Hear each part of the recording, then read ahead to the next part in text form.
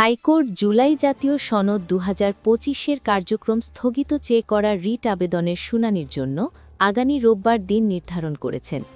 রাষ্ট্রপক্ষ সময় চাওয়ায় বুধবার এ তারিখ ধার্য করা হয়। বিচারপতি খিজির আহমেদ চৌধুরী ও বিচারপতি মোহাম্মদ জিয়াউল হকের সমন্বয়ে গঠিত হাইকোর্ট বেঞ্চ যে আদেশ দেন। আদালতের কার্যতালিকায় রিটটি ১৪৫ নম্বর ক্রমিকে ওঠে। রিটটি করেন সুপ্রিম কোর্টের আইনজীবী ইউনুস আলী আকন্দ, তারিখ ১৮ ফেব্রুয়ারি। রিটে জুলাই জাতীয় সনদ ২০২৫ সংবিধানের সঙ্গে সাংঘর্ষিক কেন ঘোষণা করা হবে না এ মর্মে রুল চাওয়া হয়েছে। একই সঙ্গে রুল নিষ্পত্তি না হওয়া পর্যন্ত সনদের কার্যক্রম স্থগিত রাখার আবেদন করা হয়। আদালতে রাষ্ট্রপক্ষে ছিলেন deputy attorney general Mohammad Delwar Hossain Khan.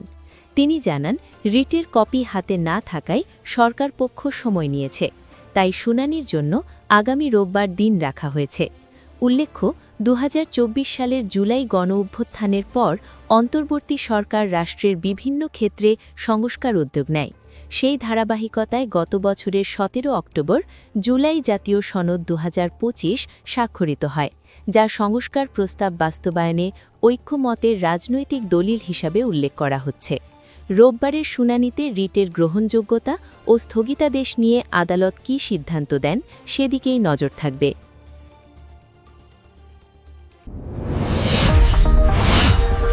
Subscribe now for daily news and updates.